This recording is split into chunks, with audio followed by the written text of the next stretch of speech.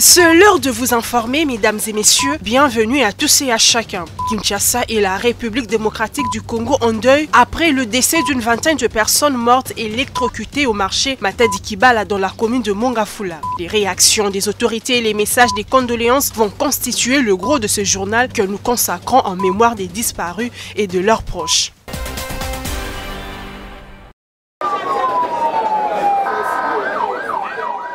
Ce sont plus ou moins 25 personnes, parmi lesquelles hommes, femmes et enfants, qui ont trouvé la mort électrocutée ce mercredi matin au marché de Matadi Kibala dans la commune de Mongafula.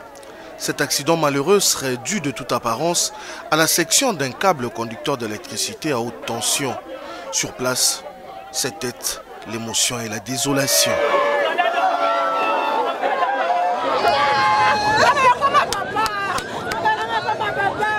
Informés de cet accident, c'est les premiers citoyens de la ville qui s'étaient rendus les premiers sur les lieux, suivis d'autres autorités dont quelques membres du gouvernement. Au bilan, Oyo va renseigner Bisso, puis Oyo constaté sur place, et ça là, il y a 26 morts, 24 mamans, donc 24 femmes, et na mibali, mibalé.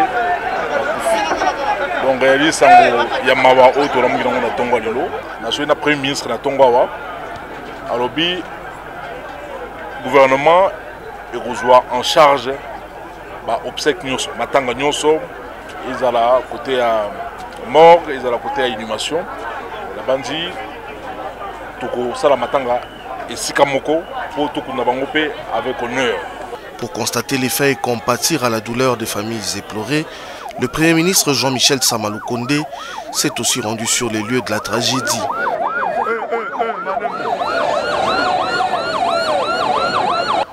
Dans une communication rendue publique par la présidence de la République, le chef de l'État a présenté ses condoléances aux familles éprouvées et a instruit les autorités compétentes de leur apporter toute assistance nécessaire.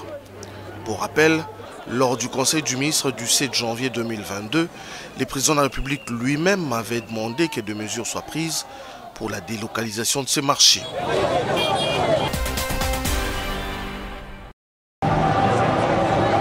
Nous sommes au marché Matadi Kibala dans la commune de Mongafula. Ici, faute de mieux, les vendeurs exercent leur commerce à même les sols.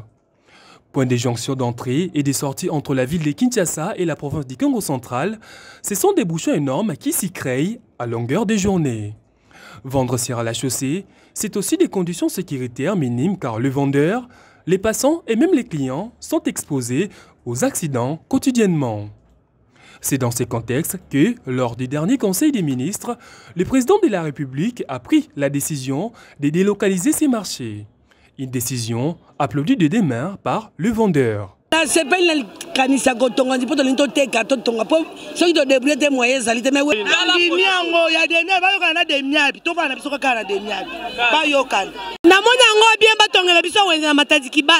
Des commerçants qui se plaignent par contre du comportement des agents de la police déployés sur place.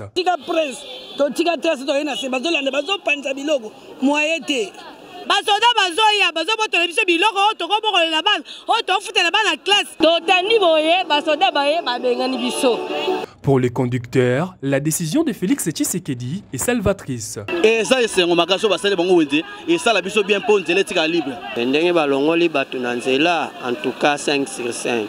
À coup sûr, l'érection d'un nouveau marché dans la commune de Mongafula s'impose en urgence pour tous dans ces coins, vu l'affluence nombreuse des personnes.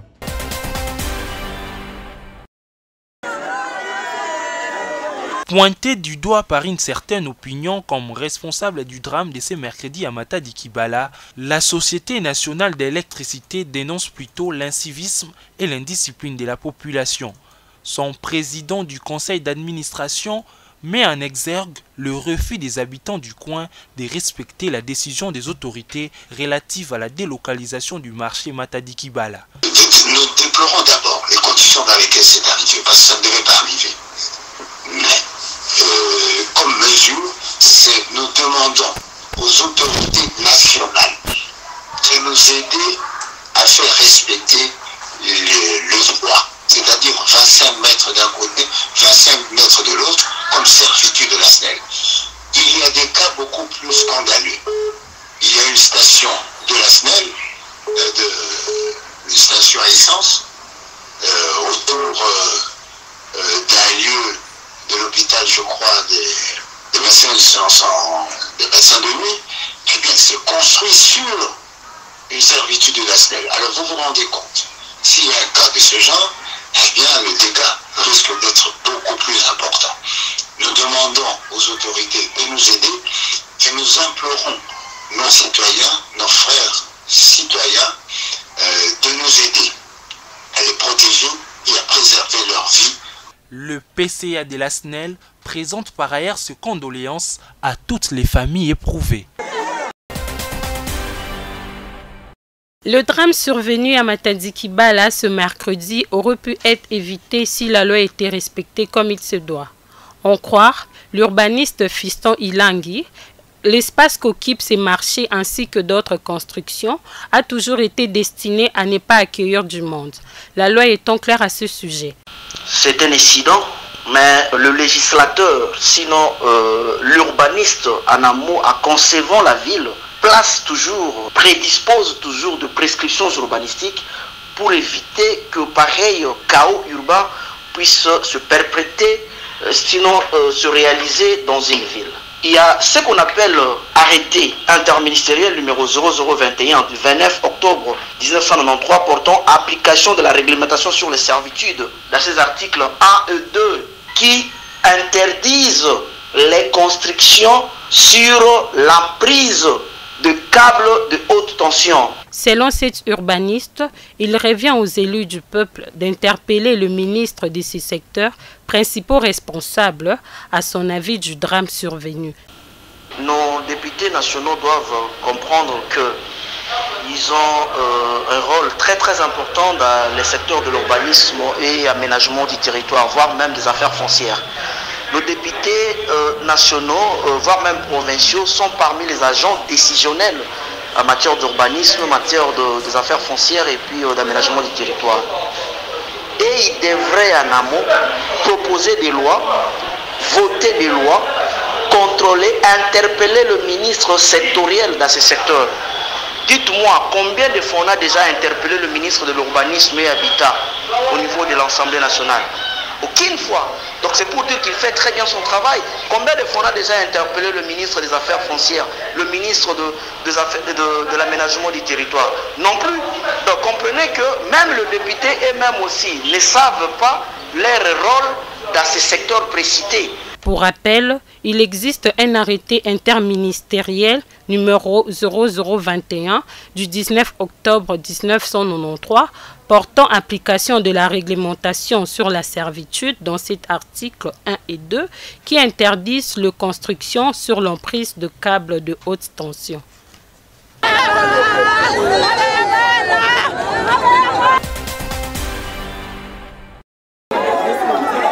Le drame survenu ce mercredi à Matadi-Kibala a suscité nombreuses réactions. Chacun à sa manière a eu de mots justes pour dire sa peine. Le premier des Congolais, le chef de l'État Félix Tshisekedi, a exprimé sa douleur et sa compassion aux familles éplorées. Félix Tshisekedi a donné des instructions pour une assistance nécessaire aux victimes. De son côté, la première dame, Denise Nyakero Tshisekedi, a rendu hommage à ces femmes et hommes forts. Des hommes et des femmes forts sortis de chez eux pour trouver de quoi vivre ont plutôt trouvé la mort à la suite d'un événement tragique survenu ce matin à Matadi-Kibala, a-t-elle déclaré. Martin Fayulu, le président national de l'ECD, lui aussi a exprimé sa douleur à travers son compte Twitter. Toute ma compassion aux familles des disparus.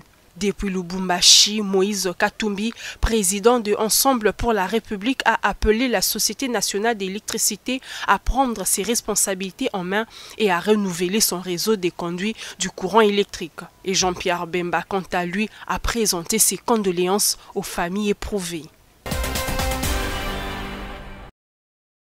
12 militants du mouvement Lutte pour les changements Lucha, arrêtés lors de la manifestation contre l'état des sièges, n'ont pas été relâchés jusqu'à ce jour. Le mardi 1er février, les ministères publics requièrent 2 ans de servitude pénale contre ces militants. ce qui, selon la Lucha, met en doute l'exercice de la liberté d'expression en République démocratique du Congo. Pour Jacques Isongo, militant de la Lucha, cette demande du ministère public est inacceptable dans leur camp. Le ministère public a requis 2 ans pour eux, et justement pour des raisons d'avoir manifesté contre l'insécurité grandissante malgré l'instauration de l'état de siège depuis plusieurs mois.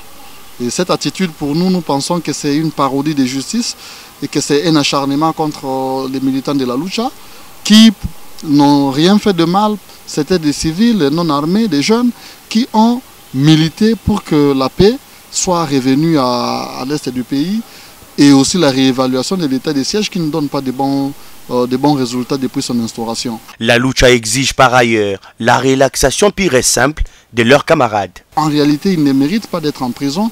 Ce sont des jeunes qui doivent rester dans leur domicile, dans des maisons. Pour la Lucha, nous demandons l'acquittement pur et simple de nos camarades qui sont aux arrêts et rien de plus que leur libération en fait. Jacques Isongo indique cependant que la Lucha n'a rien contre l'état des sièges, mais il s'oppose à sa mauvaise application, d'où la révision de cette décision.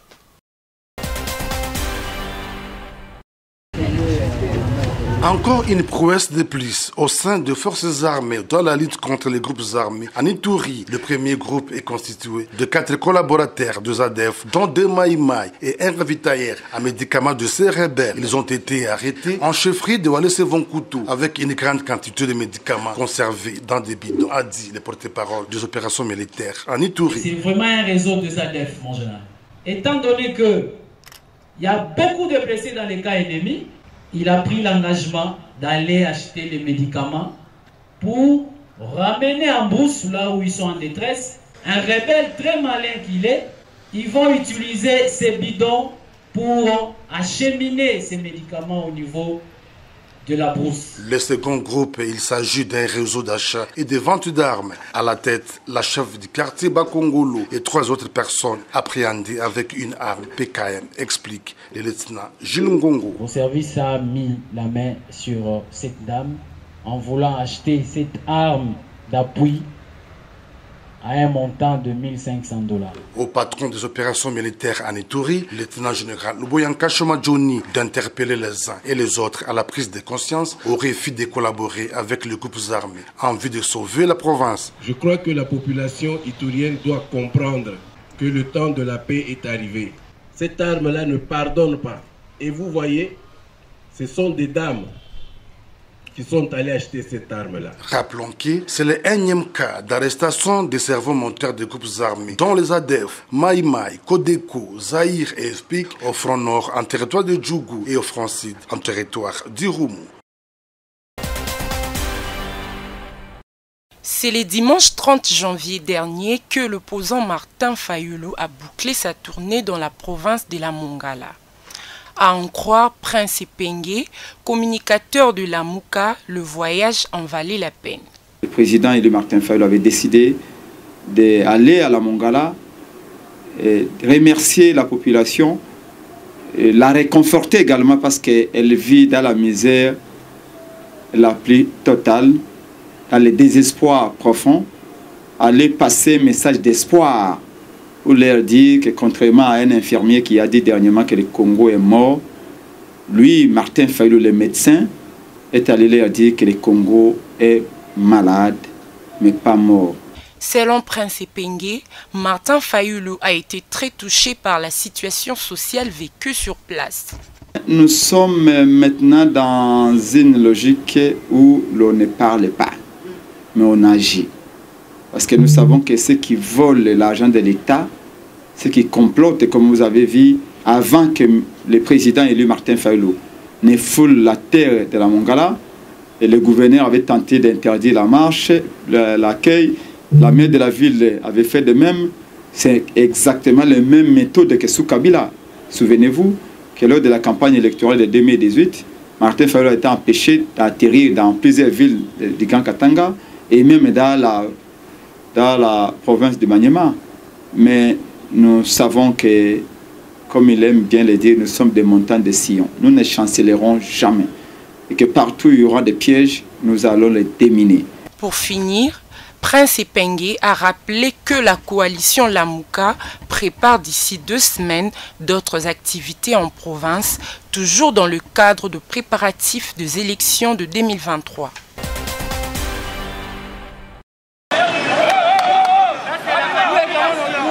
Pour réclamer la reprise de cours au sein des instituts supérieurs et universitaires, les étudiants de l'Institut facultaire des sciences de l'information et de la communication ont manifesté ce mercredi 2 février. Commencé à l'IFASIC, les étudiants qui voulaient rejoindre le cabinet du ministre de l'Enseignement supérieur et universitaire en vue du dépôt de leurs mémos ont d'abord été dispersés par la police sur le boulevard du 30 juin.